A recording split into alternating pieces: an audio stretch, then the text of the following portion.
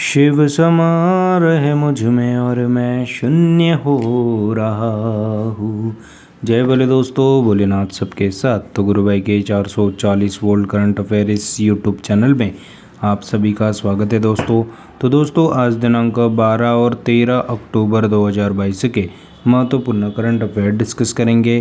तो चलिए शुरू करते हैं। गुरु भाई के शानदार जबरदस्त जिंदाबाद लाजवाब 12 और 13 अक्टूबर 2022 के महत्वपूर्ण करंट अफेयर दोस्तों। तो दोस्तों, आज की शुरुआत करते हैं। आज के सेशन की शुरुआत करते हैं कोट ऑफ द डे से। तो दोस्तों, आज का कोट ऑफ द डे है stay positive, better days are on their way. तो दोस्तों, आप हसल करते चलो, अपनी मेहनत पे विश्वास करते चलो, कायम करते चलो और आपके दिन आएंगे दोस्तों। तो stay positive, better days are on their ways दोस्तों। तो दोस्तों, आज का कोट ऑफ द डे है stay positive, better days are on their ways दोस्तों। तो दोस्तों, बेटर डेज आएंगे, अच्छे दिन आएंगे। हम मोदी जी को लाने वाले हैं, अच्छे दिन आने वाले हैं।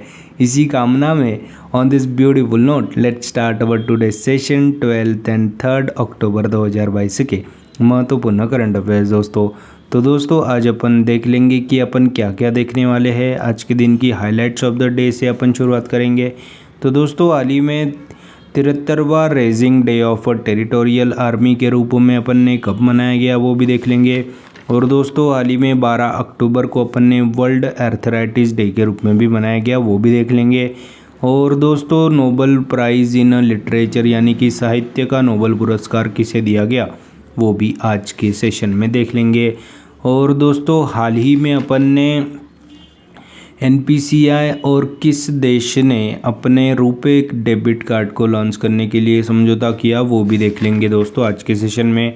और दोस्तों, हाल ही में 2021-22 में दुनिया के सबसे बड़े चीनी प्रोड्यूसर और कंज्यूमर के रूप में कौन सा देश उभर के आया है वो भी देख लेंगे। और हाल ही में मेघालय के राज्यपाल के रूप में किसे उसका अतिरिक्त प्रभार दिया गया वो भी देख लेंगे। और हाल ही में अंकटाड द्वारा जारी ट्रेड एंड डेवलपमेंट रिपोर्ट 2022 के अनुसार इंडियन इकोनॉमी ईयर 2022 में कितने प्रतिशत बढ़ेगी वो भी देख लेंगे। और हाल ही में 5 अक्टूबर को अपन ने एक दिवस मनाया जो कि 2022 में पहली बार ही मनाया गया, उसके बारे में भी आपको जानकारी दे दूंगा दोस्तों आज के सेशन में। तो दोस्तों, let's start our today session that is 12 and 13 अक्टूबर 2022 के महत्वपूर्ण करंट अफेयर दोस्तों। तो दोस्तों, वी हैव फर्स्ट क्वेश्चन। तो हाल ही में 73rd raising day of territorial army के रूप में अपन ने कब मनाया? तो हाल ही में 11 अक्टूबर को मनाया गया 73वां यानी कि 73rd रेजिंग डे यानी कि foundation day of territorial army. तो हाल ही में भारतीय सेना ने प्रादेशिक सेना का 73वां स्थापना दिवस मनाया गया। तो यह दिवस क्यों दोस्तों मनाते हैं वो भी देख लेंगे। तो 11 अक्टूबर 1949 में गवर्नर जनरल अपने भारत के पहले गवर्नर जनरल थे श्री सी राजगोपालाचारी जी, उनके द्वारा प्रादेशिक सेना की स्थापना की गई थी। इसीलिए यह दिवस 11 अक्टूबर को अभी अपन ने प्रादेशिक सेना का स्थापना दिवस मनाया जो कि 73rd स्थापना दिवस था। और दोस्तों, director general of the territorial army lieutenant general Pritam Mohinder Singh ji ने इस दोस्तों नेशनल वॉर मेमोरियल पर हार चढ़ाते हुए टेरिटोरियल आर्मी के शहीद जवानों को श्रद्धांजलि अर्पण की है दोस्तों। तो दोस्तों, हाल ही में 11 अक्टूबर को अपन ने मनाया गया 73वां टेरिटोरियल आर्मी का फाउंडेशन दिवस, जिसको अपन क्यों दोस्तों मनाते हैं? तो 11 अक्टूबर 1949 में भारत के पहले गवर्नर जनरल सी राजागोपालाचारी जी द्वारा प्रादेशिक सेना की स्थापना की गई थी। इसीलिए हर साल 11 अक्टूबर को अपन इंडियन आर्मी का 73वां raising day of territorial army के रूप में मनाया जाता है दोस्तों। और दोस्तों, हाल ही में 73वें स्थापना दिवस के मौके पे क्या क्या वो भी देख लेंगे। तो दोस्तों, दिल्ली के भारती माइंस में ट्री प्लांटेशन हुआ। Ecological task force of territorial army द्वारा 10,000 पौधे सैपलिंग्स लगाए गए। और सभी रैंकों पे बेस्ट और उनके परिवारों ने ब्लड डोनेशन भी अपने स्वैच्छिक रूप से किया, जो कि किया है दोस्तों 124 इन्फेंट्री बटालियन सिख जो कि दिल्ली में स्थित है। वहाँ पे जाके सभी रैंकों के पदाधिकारी और उनके फैमिलीजनों ने अपना ब्लड डोनेशन करवाया स्वैच्छिक रूप से। और दोस्तों हाल ही में टेरिटोरियल आर्मी की 10 बटालियन ऐसी है जो उबड़ खाबड़ और दुर्गम इलाकों में ट्री प्लांटेशन करती है, वेटलैंड्स यानी कि आर्द्र भूमि को भी पुनर्जीवित करती है और क्लीन गंगा प्रोजेक्ट में भी अपना योगदान देते हैं। टेरिटोरियल आर्मी की 10 बटालियन ऐसी है जो उबड़ खाबड़ और दुर्गम इलाके में ट्री प्लांटेशन करती है, आर्द्र भूमि को पुनर्जीवित करने की काम करती है और क्लीन गंगा में अपना योगदान भी देते हैं दोस्तों। तो दोस्तों हाल ही में 11 अक्टूबर को टेरिटोरियल आर्मी यानी कि प्रादेशिक सेना का 73वां स्थापना दिवस मनाया दोस्तों। और दोस्तों हाल ही में 9 अक्टूबर को अपन ने एयरफोर्स डे मनाया, जो कि अपन ने चंडीगढ़ में मनाया, जहाँ पे हमारी प्रेसिडेंट द्रौपदी मुर्मू जी थी और हमारे डिफेंस मिनिस्टर भी उस समारोह में राजनाथ सिंह जी मौजूद थे दोस्तों। तो हाल ही में 11 अक्टूबर को इंडियन आर्मी का 73वां स्थापना दिवस territorial raising day of territorial army के रूप में मनाया गया दोस्तों। और दोस्तों हाल ही में अक्टूबर में जितने भी दिवस हुए हैं इम्पोर्टेंट, उसके बारे में जानकारी दे देता हूँ। तो दोस्तों 1 अक्टूबर को अपन ने 4 दिवस मनाए। तो दोस्तों इंटरनेशनल ओल्डर पर्सन डे और दोस्तों इंटरनेशनल कॉफ़ी डे और वर्ल्ड वेजिटेरियन डे के रूप में मनाया गया। और दोस्तों एक और चौथा दिन मनाया गया जो कि था नेशनल पेंशन सिस्टम यानी कि नेशनल राष्ट्रीय पेंशन प्रणाली दिवस। और दोस्तों अक्टूबर माह को ब्रेस्ट कैंसर अवेयरनेस डे के रूप में भी मनाया जाता है। 2 अक्टूबर को अपन ने वर्ल्ड फार्म एनिमल्स डे मनाया। 118वीं जयंती दोस्तों मनाई गई लाल बहादुर शास्त्री जी की। और दोस्तों अंतर्राष्ट्रीय सहिष्णुता दिवस यानी कि नॉन वायलेंस दिवस के रूप में भी मनाया गया और गांधी जयंती भी मनाई गई 2 अक्टूबर को। और 2 से 8 अक्टूबर को अपन ने नेशनल वाइल्ड लाइफ वीक के रूप में मनाया गया। और 4 से 10 अक्टूबर 2022 के बीच में अपन ने वर्ल्ड स्पेस वीक के रूप में भी मनाया गया। और 5 अक्टूबर को अपन ने वर्ल्ड टीचर्स डे मनाया। 6 अक्टूबर को अपन ने वर्ल्ड सेलेब्रल पैल्सी डे के रूप में मनाया गया। 7 अक्टूबर को अपन ने वर्ल्ड कॉटन डे विश्व कपास दिवस। 8 अक्टूबर को अपन ने इंटरनेशनल एयरफोर्स डे और वर्ल्ड प्रवासी पक्षी दिवस के रूप में मनाया गया। और 9 अक्टूबर को अपन ने वर्ल्ड पोस्ट डे और इंडियन फॉरेन सर्विस डे यानी कि IFS डे के रूप में भी मनाया गया। और दोस्तों 10 अक्टूबर को भी मनाते हैं दिवस, जो कि मैं आपको अभी बताता हूँ कि 10 अक्टूबर को अपन ने कौन सा दिवस मनाया। तो दोस्तों अपन ने 10 अक्टूबर को मनाया गया दोस्तों 11 अक्टूबर के इसमें मनाया गया वो, जो कि 9 अक्टूबर को अपन ने वर्ल्ड पोस्ट डे मनाया। 10 अक्टूबर को अपन ने वर्ल्ड मेंटल हेल्थ डे के रूप में मनाया गया। और दोस्तों IFS डे भी अपन ने 9 अक्टूबर को ही मनाया गया दोस्तों। तो दोस्तों हाल ही में जितने भी अक्टूबर के इम्पोर्टेंट महत्वपूर्ण करंट अफेयर डेज थे उसके बारे में आपको जानकारी दे चुका हूँ दोस्तों। तो दोस्तों हाल ही में 11 अक्टूबर को 73वां प्रादेशिक सेना का यानी कि raising day of foundation day of territorial army का 73वां स्थापना दिवस के रूप में 11 अक्टूबर 2022 के रूप में मनाया गया दोस्तों। नेक्स्ट पे चलते हैं। तो दोस्तों हाल ही में वर्ल्ड आर्थराइटिस डे के रूप में अपन ने कब मनाया गया, तो 12 अक्टूबर को अपन ने मनाया गया वर्ल्ड आर्थराइटिस डे। तो दोस्तों विश्व गठिया दिवस के रूप में अपन ने 12 अक्टूबर को मनाया गया। तो दोस्तों यह एक ग्लोबल इवेंट है जिसमें हड्डियों से जुड़ी गंभीर बीमारियों के बारे में चर्चा की जाती है और ग्लोबल हेल्थ अवेयरनेस इवेंट में डॉक्टर्स आर्थराइटिस की क्योर के बारे में डिस्कस करते हैं। और 1996 से इस दिवस को मनाया जा रहा है। और यह दिवस आर्थराइटिस और रेमोटिज्म इंटरनेशनल यानी कि ARI के द्वारा हर साल मनाया जाता है, जिसकी 2022 की थीम क्या है दोस्तों, तो it's in your hand take action यह थीम है दोस्तों आर्थराइटिस डे। और यह थीम जो आर्थराइटिस से पीड़ित लोग हैं और उनके परिवार को प्रेरणादायक थीम रखी गई है दोस्तों 2022 की, that is it's in your hand take action दोस्तों। और दोस्तों 100 से ज़्यादा आर्थराइटिस के टाइप है, जिसमें से फेमस कौन से है तो ऑस्टियो आर्थरिस है फेमस और एक है रियूमेटॉइड। और यह 2 मोस्ट कॉमन प्रकार है दोस्तों आर्थराइटिस के। तो दोस्तों ये आर्थराइटिस क्या होता है, तो गठिया एक उत्तेजक स्थिति है जो जोड़ों में दर्द और जकड़न का कारण बनती है और बढ़ती उम्र के साथ होने वाली बीमारी है दोस्तों अर्थराइटिस। तो दोस्तों हाल ही में 12 अक्टूबर को अपन ने वर्ल्ड अर्थराइटिस डे के रूप में मनाया गया। दोस्तों नेक्स्ट पे चलते हैं। तो हाल ही में 2022 का नोबेल प्राइज़ फॉर लिटरेचर किसे चुना गया?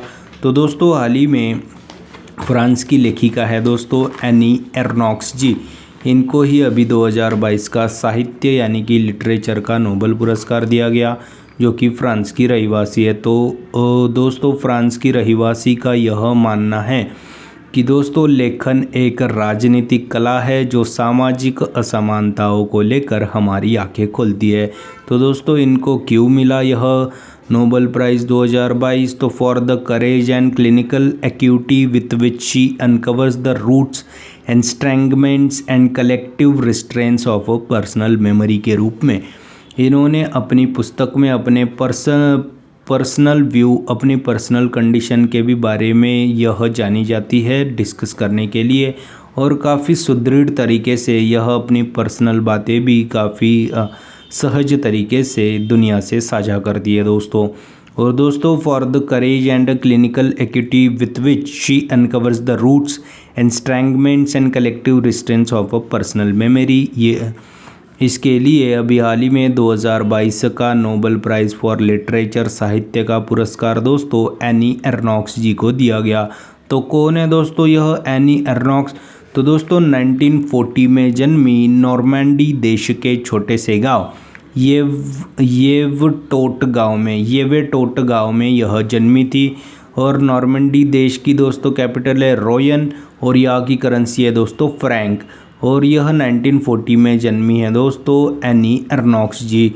और दोस्तों 82 साल की एनी जी अभी 2019 में काफ़ी फेमस हो गई थी, क्योंकि उनकी किताब द ईयर्स यह इंटरनेशनल बुकर प्राइज़ के लिए शॉर्टलिस्ट की गई थी, जिसका ट्रांसलेशन हाल ही में एलिसन स्ट्रेयर जी ने किया था दोस्तों। तो 82 साल की एनी जी 2019 में काफ़ी फेमस हो गई थी, क्योंकि उनकी पुस्तक द ईयर्स नामक पुस्तक को अभी एलिसन जो कि स्ट्रेयर जी ने ट्रांसलेट किया था, वह शॉर्टलिस्ट की गई थी इंटरनेशनल बुकर प्राइज़ के लिए दोस्तों 2019 में। और दोस्तों उनकी एबॉर्शन पर आधारित एक बुक हैपनिंग जो कि 2001 में ही पब्लिश हो गई थी, जो कि काफ़ी लाइमलाइट में रही थी। और 1960 में उनके साथ हुआ जो इल्लीगल अबॉर्शन था उसके बारे में उन्होंने सहज तरीके से इस पुस्तक में नमूद किया है दोस्तों। और दोस्तों उनके जीवन में उन्होंने sexual encounters, abortion, illness and the death of her parents जैसी परिस्थितियों का सामना करते हुए यह नोबेल प्राइज़ हासिल किया है दोस्तों। तो दोस्तों एनी जी कौन से देश से है? तो नॉर्मैंडी देश से है दोस्तों। एनी जी नॉर्मैंडी देश के छोटे से गाँव येवटोट में जन्मी है दोस्तों। 82 साल की एनी एर्नॉक्स जी, इनको ही अभी 2022 का साहित्य यानी कि लिटरेचर का नोबेल पुरस्कार से सम्मानित किया गया है दोस्तों। और दोस्तों हाल ही में 2022 का तो दोस्तों एनी जी को मिला, जो कि फ्रांस की थी। और 2021 का किसे मिला? तो अब्दुल रज़्ज़ाक गुरनाह जी को मिला था साहित्य का नोबेल पुरस्कार 2021 में। और दोस्तों अब्दुल रज़्ज़ाक गुरनाह वह दूसरे अश्वेत अफ्रीकी भी बन गए थे दोस्तों यह पुरस्कार पाने वाले। और दोस्तों यह तो दूसरे अफ्रीकी थे, तो पहले अफ्रीकी अश्वेत व्यक्ति कौन थे जिनको नोबेल प्राइज़ फॉर लिटरेचर मिला? तो दोस्तों हाल ही में पहले व्यक्ति थे वोल सोइंका जी, बने थे पहले अश्वेत अफ्रीकी व्यक्ति नोबेल प्राइज़ फॉर लिटरेचर जीतने वाले। और दोस्तों इन टोटल अभी अब्दुल रज़्ज़ाक गुरनाह जी चौथे अश्वेत व्यक्ति थे जिन्होंने यह पुरस्कार को जीता था दोस्तों। तो 2021 का नोबेल प्राइज़ यह अब्दुल रज़्ज़ाक गुरनाह जी को दिया गया था उनकी साहित्य की कला के लिए, जो कि एक दूसरे अश्वेत व्यक्ति थे जिन्होंने नोबेल प्राइज़ इन लिटरेचर के रूप में हासिल किया था। और दोस्तों पहला नोबेल प्राइज़ साहित्य का किसे दिया गया? तो 1901 यानी कि 1901 में सुली प्रूडोम जी, कैसा नाम है यार, सुली प्रूडोम जी जो कि फ्रांस के व्यक्ति थे, उनको 1901 में साहित्य का पहला नोबेल पुरस्कार दिया गया था। और पहले भारतीय कौन थे दोस्तों साहित्य का नोबेल पाने वाले, तो श्री रविंद्रनाथ जी टैगोर जी। इनको 1913 में मिला था दोस्तों। उनकी पुस्तक कलेक्शन ऑफ पोयम गीतांजलि के लिए 1913 में दिया गया था दोस्तों। रविंद्रनाथ टैगोर जी जो कि कलकत्ता के रहवासी थे। और दोस्तों हाल ही में 2022 का तो एनी एर्नॉक्स जी को मिला था। 2021 का तो अब्दुल रज़्ज़ाक गुरनाह जो कि दूसरे अश्वेत अफ्रीकी बन गए थे यह पुरस्कार पाने वाले। और अभी नोबेल प्राइज़ का इतिहास क्या होता है उसके बारे में जानकारी दे दूंगा। तो दोस्तों नोबेल प्राइज़ का इतिहास होता है दोस्तों जिसकी शुरुआत 1901 से यानी कि 1901 से होती है, जो कि अपने डायनामाइट के इन्वेंटर अल्फ्रेड नोबेल जी के नाम पे यह नोबेल प्राइज़ दिया जाता है। तो दोस्तों पहले तो 5 ही फील्ड में दिया जाता था जो कि है लिटरेचर, पीस, केमिस्ट्री, फिज़िक्स और फिजियोलॉजी और मेडिसिन में दिया जाता था। 1901 से लेके 1967 यानी कि 1967 तक इस 5 कैटेगरी में ही देता आ रहा है नोबेल प्राइज़। और फिर 1968 में इकोनॉमिक्स को भी ऐड किया गया दोस्तों नोबेल प्राइजेस में। और दोस्तों यह 5 यानी कि कौन से, लिटरेचर, फिज़िक्स, फिजियोलॉजी और मेडिसिन, केमिस्ट्री और इकोनॉमी के तो दोस्तों यह 5 अवार्ड नोबेल प्राइज़ स्वीडन की राजधानी स्टॉकहोम में दिए जाते हैं। पर एक अकेला पीस प्राइज़ ही एक ओस्लो नॉर्वे में दिया जाता है दोस्तों। और दोस्तों पहला नोबेल पुरस्कार मैंने अभी बताया कि 1901 में लिटरेचर का कुछ किसे मिला था, सुली जी को जो कि फ्रांस के व्यक्ति थे। और दोस्तों हाल ही में 5 नोबेल तो स्वीडन की राजधानी स्टॉकहोम में दिए जाते हैं और पीस प्राइज़ तो ओस्लो नॉर्वे में दिया जाता है। और दोस्तों यह लिटरेचर का नोबेल प्राइज़ अवॉर्डेड बाय कौन देता है दोस्तों, तो स्वीडिश अकेडमी देती है लिटरेचर का अवार्ड। और दोस्तों फिज़िक्स और केमिस्ट्री का Nobel prize royal Swedish academy of science द्वारा जारी किया गया जाता है, awarded bye royal Swedish academy of science. और दोस्तों पीस का किसके द्वारा दिया जाता है, तो नॉर्वेजियन नोबेल कमेटी के द्वारा दिया जाता है। और इकोनॉमिक्स का किसके द्वारा दिया जाता है, तो सर्विंग रिक्स बैंक ऑफ स्वीडन के रूप में जाना जाता है दोस्तों, दिया जाता है अवॉर्डेड बाय सर्विंग्स रिक्स बैंक ऑफ स्वीडन के द्वारा इकोनॉमिक्स का नोबेल प्राइज़ प्रदान किया जाता है। और दोस्तों अपने भारतीयों को किन किन को मिला है वो भी देख लेंगे दोस्तों अभी। तो दोस्तों पहला तो 1913 में मिला था रविंद्रनाथ टैगोर जी को गीतांजलि का। दूसरा मिला था दोस्तों सीवी रामन जी को 1930 में जो कि फ़िज़िक्स के लिए मिला था। तीसरा मिला था मदर टेरेसा जी को फॉर पीस प्राइज़ मिला था जो कि 1979 में मिला था। और दोस्तों चौथा है अमर्त्य सेन जी जिनको 1998 में इकोनॉमिक्स के लिए दिया गया था। छठे हैं दोस्तों सुब्रमण्यम चंद्रशेखर जी जिनको फ़िज़िक्स के लिए 1983 का दिया गया था। और 14वें दलाई लामा जी को 1989 में वह नोबेल प्राइज़ फॉर पीस के रूप में दिया गया था। और हाल ही में 14वें दलाई लामा तो हो गया। और अभी वेंकी रामकृष्णन जी जो कि 2009 में इनको केमिस्ट्री का नोबेल प्राइज़ दिया गया था। और दोस्तों हाल ही में 2014 में कैलाश सत्यार्थी जो कि एमपी के रहवासी थे उनको नोबेल प्राइज़ फॉर पीस के रूप में दिया गया था। और 2019 को अभिजीत बनर्जी जी को दिया गया था इकोनॉमिक्स फील्ड में। तो दोस्तों हाल ही में यह इंडियंस हैं जो कि 10 टोटल इंडियंस हैं जिनको अभी तक के नोबेल प्राइज़ दिया गया 1901 से दोस्तों। और दोस्तों हाल ही में 2021 का यह साहित्य का अकादमी अवार्ड दोस्तों किसे मिला, तो 2021 का साहित्य अकादमी पुरस्कार हिंदी का दया प्रकाश सिन्हा जी के लिए और इंग्लिश का नमिता गोखले जी को दिया गया। और दोस्तों हाल ही में नोबेल लिटरेचर की पहली महिला हेड सारा डैनियस जी का हाल ही में निधन हुआ था। और दोस्तों ज्ञानपीठ पुरस्कार जो कि भारतीय साहित्य में सर्वोच्च पुरस्कार के रूप में जाना जाता है उसको अभी हाल ही में 56वां और 57वां दिया गया था। तो 56वां नीलमणि फुकन जी को दिया गया और 57वां दामोदर मौजो जी को दिया गया दोस्तों ज्ञानपीठ पुरस्कार जो कि भारत के साहित्य के क्षेत्र में सर्वोच्च पुरस्कार माना जाता है। और दोस्तों 2021 का लिटरेचर का नोबेल पुरस्कार अब्दुल रज़्ज़ाक गुरनाह और 2022 का लिटरेचर का पुरस्कार एनी एर्नॉक्स जी को प्रदान किया गया। और दोस्तों 2022 का पीस नहीं मेडिसिन और फिजियोलॉजी का पुरस्कार स्वंते पाबो जी को दिया गया। 2022 का फिजिक्स का नोबेल पुरस्कार Alain Aspect, John F Clauser, Anton Zeilinger ji को दिया गया। और 2022 का केमिस्ट्री का पुरस्कार दोस्तों किसे दिया गया? कैरोलिना बोटसेजिक, मॉर्टेन मेल्डल और के बेरी शार्पलेस। और के बेरी शार्पलेस यह दूसरे व्यक्ति बन गए जिनको दो दो नोबेल पुरस्कार मिले हैं। तो इतिहास में अभी तक के 5 ही लोगों को दो दो नोबेल पुरस्कार मिले हैं और यह दूसरे व्यक्ति भी हैं जिनको 2 बार केमिस्ट्री का नोबेल प्राइज़ मिला है। पहले व्यक्ति भी थे दोस्तों और यह के बेरी शार्पलेस जी बन गए अभी दूसरे व्यक्ति जिन्होंने 2 नोबेल प्राइज़ जीते हैं, वो भी केमिस्ट्री फील्ड में दोस्तों।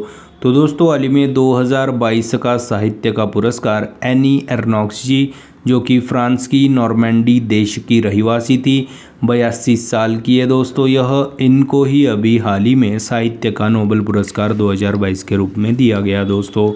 नेक्स्ट पे चलते हैं। तो हाल ही में NPCI यानी कि national payment corporation of India और किस देश ने उनके देश में रुपए डेबिट कार्ड को लॉन्च करने के लिए समझौता किया? तो दोस्तों हाल ही में NPCL की शाखा है दोस्तों, NPCI की शाखा है NPCL यानी कि national payment corporation of India international payment limited द्वारा और ओमान देश ने अभी हाल ही में ओमान देश में रुपए डेबिट कार्ड को लॉन्च करने के लिए एक मेमोरेंडम ऑफ अंडरस्टैंडिंग पर समझौता किया, हस्ताक्षर किया। तो दोस्तों हाल ही में NPCI और सेंट्रल बैंक ऑफ ओमान के बीच में मॉनेटरी कनेक्टिविटी को बढ़ावा देने के लिए हाल ही में समझौता किया गया और यह हस्ताक्षर किए गए दोस्तों। तो दोस्तों हमारे minister of state for external affairs V Muraleedharan ji और ताहिर अल अमीरी, जो कि गवर्नमेंट प्रेसिडेंट ऑफ बैंक है दोस्तों, government president of central bank of Oman के हैं दोस्तों, इन दोनों ने अभी हस्ताक्षर किए दोस्तों मेमोरेंडम ऑफ अंडरस्टैंडिंग। और दोस्तों मुरलीधरन जी 2 दिवसीय यात्रा पे थे ओमान के शहर, उन्होंने वहाँ पे मैस्केट में रहना था दोस्तों इनका। तो दोस्तों बायलैटरल रिलेशन को मजबूत करेगा यह रुपए डेबिट कार्ड समझौता दोस्तों। और दोस्तों हाल ही में UPI दुनिया भर में अभी पहुँच रहा है, तो उसके बारे में भी जानकारी दे देता हूँ। तो दोस्तों UPI मतलब क्या होता है कि यूनिफाइड पेमेंट इंटरफेस, जो कि दोस्तों अभी नेटवर्क बेस्ड पेमेंट को स्थापित कर रहा है NPCI। तो दुनिया भर में UPI पेमेंट सर्विस को स्थापित कर रहा है NPCI national payment corporation of India. और दोस्तों यह एक ऑनलाइन प्लेटफॉर्म है जो कि इंटर बैंकिंग सर्विसेज को प्रोवाइड करता है और जिसकी स्थापना जो कि कब शुरू हुआ था 12 अप्रैल 2016 को भारतवर्ष में UPI की सेवा शुरू की गई थी, जिससे ऑनलाइन पेमेंट सर्विसेज काफ़ी बेहतर हो गई है दोस्तों।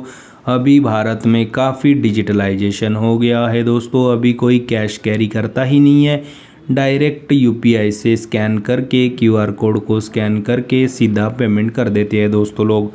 और दोस्तों सबसे पहले भूटान में शुरू किया गया था QR based UPI Bhim app, जहाँ पे आप QR को स्कैन करते ही आप पेमेंट कर सकोगे। ऐसा पहली बार भारत के अलावा भूटान देश ने स्वीकार किया था और फिर नेपाल ने भी इस QR कोड पेमेंट सिस्टम को लागू किया था और अभी UAE में भी चलेगा दोस्तों UPI scan and go service.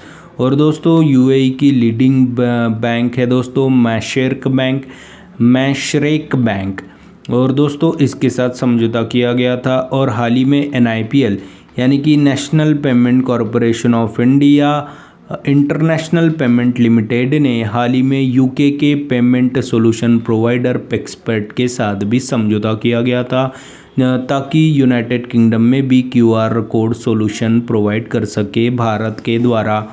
और दोस्तों यह समझौते के तहत पेक्सपर्ट Android point of sale devices store में इंस्टॉल किए जाएंगे।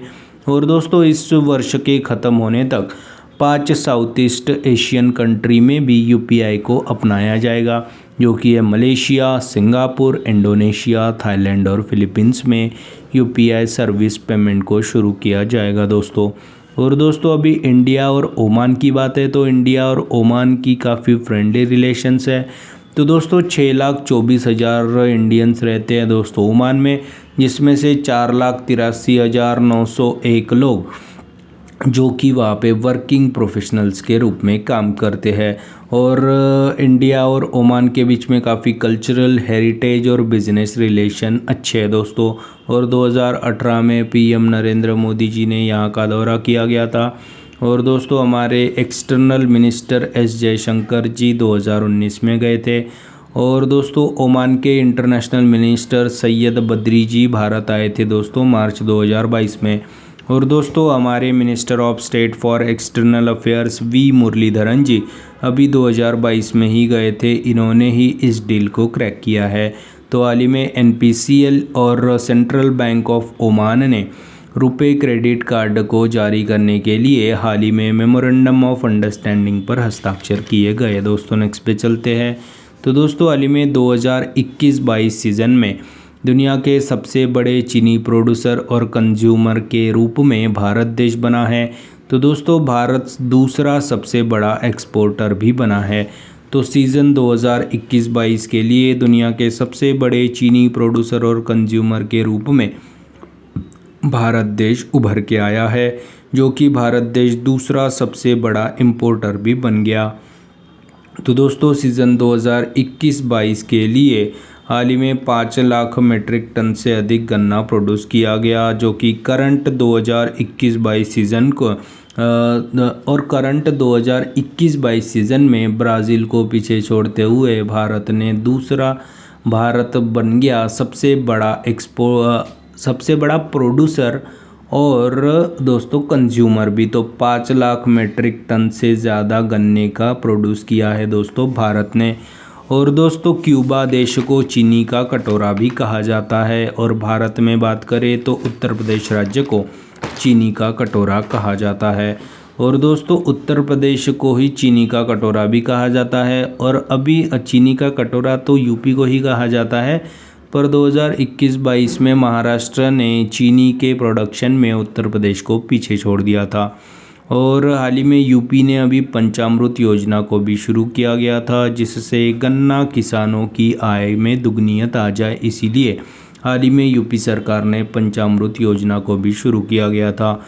और दोस्तों अभी पाकिस्तान ने अपना नेशनल जूस के रूप में गन्ना जूस को भी अपनाया था। और अभी आईआईटी गुवाहाटी ने गन्ने के कचरे से चीनी का विकल्प खोजने के लिए एक डिवाइस बनाया गया था, जिसका नाम है दोस्तों ज़ाइलिटोल नामक। आईआईटी गुवाहाटी के साइंटिस्टों ने गन्ने के कचरे का विकल्प ढूंढने के लिए यह साधन बनाया गया था आईआईटी गुवाहाटी ने। तो दोस्तों हाल ही में 2021-22 में दुनिया के सबसे बड़े चीनी प्रोड्यूसर और कंज्यूमर के रूप में भारत देश बन गया है दोस्तों।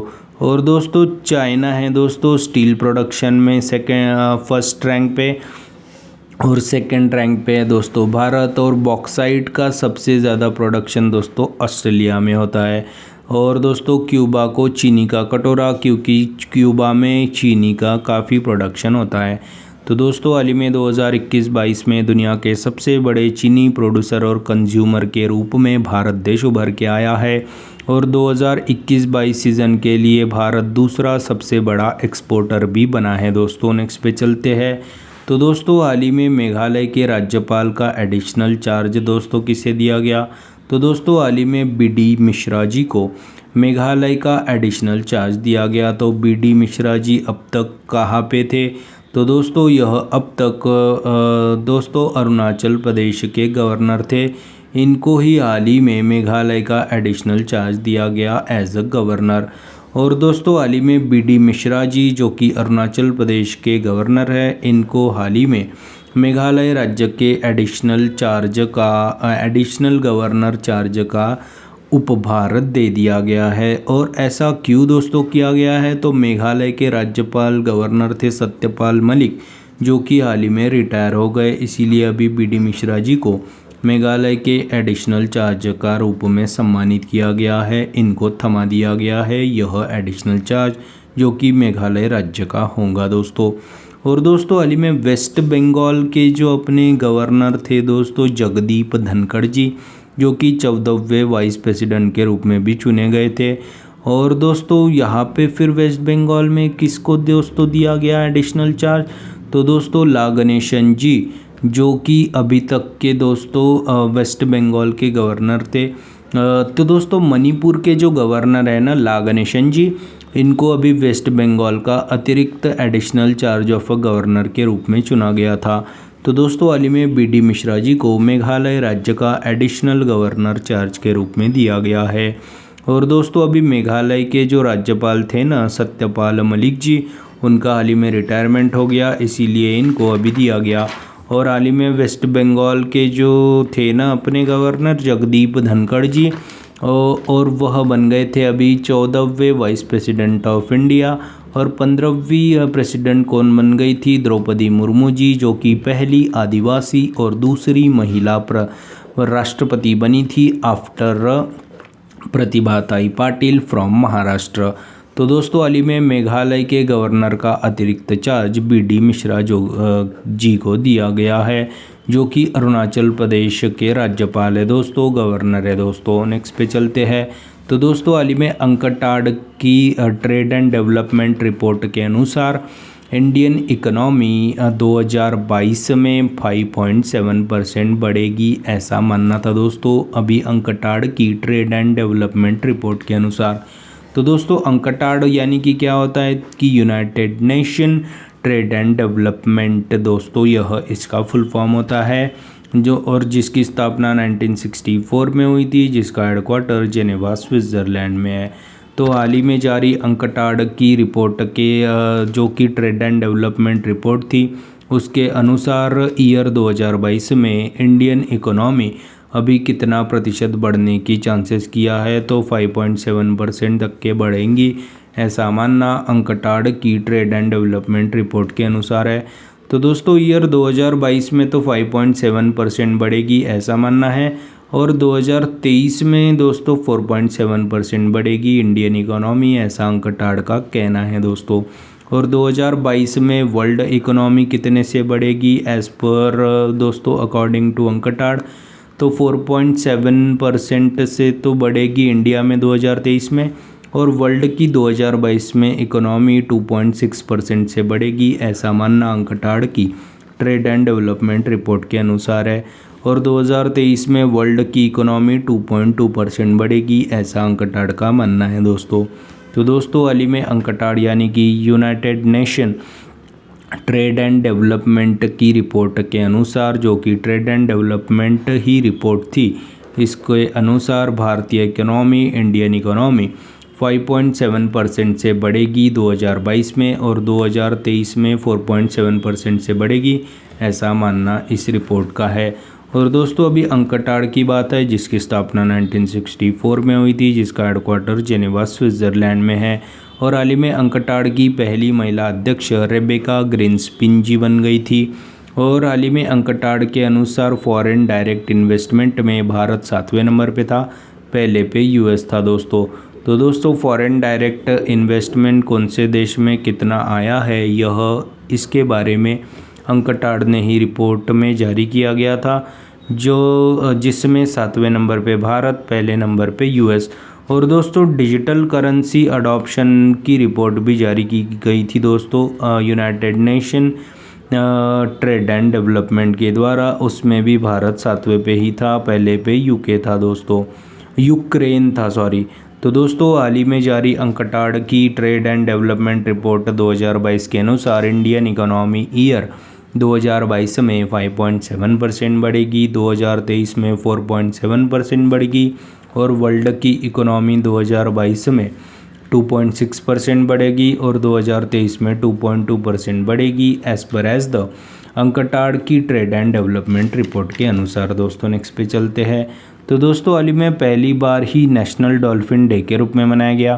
तो दोस्तों हाल ही में 5 अक्टूबर 2022 को पहली बार ही नेशनल डॉल्फिन डे के रूप में मनाया गया। तो दोस्तों हाल ही में 5 अक्टूबर 2022 को पहली बार ही नेशनल डॉल्फिन डे, राष्ट्रीय डॉल्फिन दिवस के रूप में मनाया गया। तो दोस्तों क्यों दोस्तों 5 ही अक्टूबर को क्यों दोस्तों अपन मनाएंगे डॉल्फिन दिवस? तो दोस्तों 5 अक्टूबर 2009 को गंगा डॉल्फिन को अभी अपना नेशनल एक्वेटिक एनिमल यानी कि राष्ट्रीय जलीय जीव के रूप में घोषित किया गया था। इसीलिए अभी 5 अक्टूबर को यह दिन मनाने की घोषणा की थी, जो कि 2022 में पहली बार ही मनाया जाएगा। तो दोस्तों 5 अक्टूबर 2009 को गैंगेटिक डॉल्फिन को नेशनल एनिमल एक्वेटिक एनिमल के रूप में घोषित किया गया था और डॉल्फिन प्रोजेक्ट को भी 2009 में ही शुरू किया गया था 5 अक्टूबर को। इसीलिए अपन 5 अक्टूबर को 2022 से हर साल नेशनल डॉल्फिन डे के रूप में मनाया जाएगा दोस्तों। और दोस्तों हाल ही में IUCN की रिपोर्ट जो कि रेड डेटा बुक है, उसमें दोस्तों इंडेंजर्ड स्पीशीज़ में शामिल की गई है दोस्तों गैंगेटिक डॉल्फिन। और हाल ही में एशिया का पहला और भारत का पहला dolphin research centre Patna Bihar में स्थापित किया जाएगा। और अभी हाल ही में पंजाब राज्य ने सिंधु नदी डॉल्फिन को अपना राष्ट्रीय कैसे हो सकता है पंजाब का, तो राज्य यानी कि स्टेट एक्वेटिक एनिमल के रूप में घोषित किया गया था।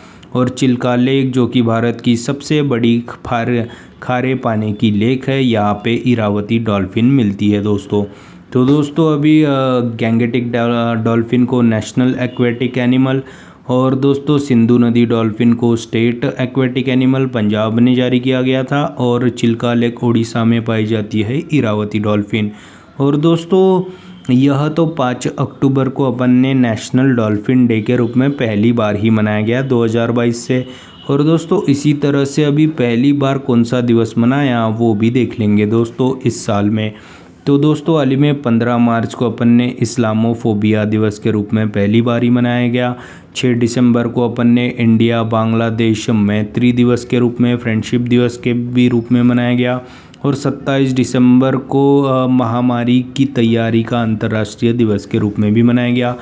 और 16 जनवरी को अपन ने नेशनल स्टार्टअप डे के रूप में 2022 से ही अपन ने मनाने की घोषणा की थी। और 23 जनवरी को पराक्रम दिवस के रूप में मनाए जाने की घोषणा की थी, क्योंकि दोस्तों सुभाष चंद्र बोस की जयंती होती है 23 जनवरी को। इसलिए भारत सरकार ने 2022 से 23 जनवरी को पराक्रम दिवस के रूप में मनाए जाने की घोषणा की थी।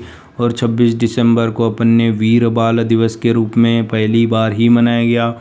और हाल ही में जनजातीय गौरव दिवस यानी कि बिरसा मुंडा की जयंती 15 नवंबर के उपलक्ष्य में जनजातीय गौरव दिवस के रूप में हर साल अभी 2022 से 15 नवंबर को मनाए जाने की घोषणा की थी।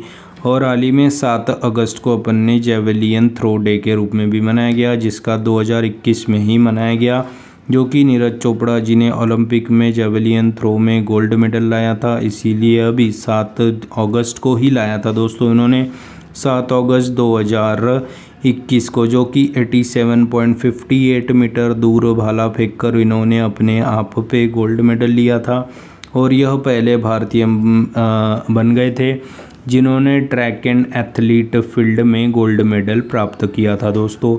इसीलिए 7 अगस्त को अपन ने नेशनल जेवलियन डे के रूप में मनाए जाने की घोषणा की थी दोस्तों मोदी जी ने, जो कि 2021 से ही मनाया गया, जिसका दूसरा संस्करण अभी 2022 के रूप में मनाया गया दोस्तों। तो दोस्तों हाल ही में 5 अक्टूबर 2022 को विश्व नहीं दोस्तों नेशनल डॉल्फिन डे के रूप में मनाया गया। तो दोस्तों यह थे 12 और 13 अक्टूबर 2022 के महत्वपूर्ण करंट अफेयर्स। दोस्तों आज अपन क्या पढ़े उसकी एक बार रिवीजन कर लेते हैं। तो हाल ही में 11 अक्टूबर को अपन ने 73वां राइजिंग डे यानी कि foundation day of territorial army के रूप में मनाया गया। और दोस्तों हाल ही में 12 अक्टूबर को अपन ने वर्ल्ड अर्थराइटिस डे के रूप में मनाया गया। और हाल ही में Nobel prize for literature Annie Ernaux ji जो कि फ्रांस की थी, इनको दिया गया दोस्तों। और दोस्तों हाल ही में NPCI की ब्रांच है दोस्तों NPCL, जिसने सेंट्रल बैंक ऑफ ओमान के साथ रुपए डेबिट कार्ड को जारी करने के लिए हाल ही में जारी किया गया था दोस्तों। और दोस्तों हाल ही में NPCI और NPCL यानी कि national payment corporation of limited international payment limited ने हाल ही में जारी किया गया था। और दोस्तों 2021-22 के अनुसार दुनिया के सबसे बड़े प्रोड्यूसर और कंज्यूमर के चीनी के रूप में भारत देश उभर के आया और भारत देश दूसरा सबसे बड़ा एक्सपोर्टर यानी कि निर्यातक देश भी बना है। और हाल ही में BD मिश्रा जी को मेघालय राज्य के गवर्नर का एडिशनल चार्ज दिया गया, क्योंकि मेघालय के जो गवर्नर थे सत्यपाल मलिक जी यह अभी रिटायर्ड हो गए। और हाल ही में अंकटाड की ट्रेड एंड डेवलपमेंट रिपोर्ट के अनुसार हाल ही में 2022 में इंडियन इकोनॉमी 5.7 से बढ़ेगी, ऐसा इसका मानना था। और 4.7% से 2023 में बढ़ेगी, ऐसा मानना था। और वर्ल्ड की 2.6% for 2022 and for 2023 it is 2.2% increases according to the UNCTAD की ट्रेड एंड डेवलपमेंट रिपोर्ट। और हाल ही में पहली बार में अपन ने 5 अक्टूबर 2022 को नेशनल डॉल्फिन दिवस यानी कि राष्ट्रीय डॉल्फिन डे के रूप में मनाए जाने की घोषणा की गई थी। इसीलिए 5 अक्टूबर 2022 को अपन ने यह दिवस मनाया। तो दोस्तों यह थे 12 और 13 अक्टूबर 2022 के महत्वपूर्ण करंट अफेयर। चलते हैं अपन कल की क्वेश्चन की तरफ। तो दोस्तों कल के वीडियो में अपन ने कौन सा क्वेश्चन पूछा था, तो हाल ही में केमिस्ट्री का 2022 का नोबेल पुरस्कार किसे दिया गया यह अपन देख लेंगे थे। और दोस्तों इसका सही जवाब था ऑल ऑफ देम, यानी कि कैरोलिन बोर्ट्सोजिक, मार्टिन मिल्डेल और के बेरी शार्पलेस जी को केमिस्ट्री का 2022 का नोबेल पुरस्कार से सम्मानित किया। दोस्तों यह था कल की वीडियो के क्वेश्चन का आंसर। दोस्तों तो आज का क्वेश्चन क्या है, तो वही ले लेंगे आज भी नोबेल प्राइज़ की अकॉर्डिंग टू। तो दोस्तों 2022 का लिटरेचर का नोबेल पुरस्कार किसे दिया गया यह आपको कमेंट बॉक्स में बताना है दोस्तों। तो दोस्तों यह थे 12 और 13 अक्टूबर 2022 के महत्वपूर्ण करंट अफेयर्स। आशा करता हूँ आपको पसंद आए होंगे। अगर पसंद आए होंगे तो लाइक कर दीजिए, कमेंट कर दीजिए। और दोस्तों ऐसे ही day to day current affair classes, उनकी रिवीजन क्लासेस और जनरल नॉलेज क्लासेस पाने के लिए गुरु भाई के 440 वोल्ट करंट अफेयर इस चैनल को फॉलो कीजिए, सब्सक्राइब कीजिए। और दोस्तों for daily quizzes visit www.trackexams.com दोस्तों। और दोस्तों दिस इज़ गुरु भाई साइनिंग ऑफ। जय शंकर महाराज दोस्तों, जय बोले।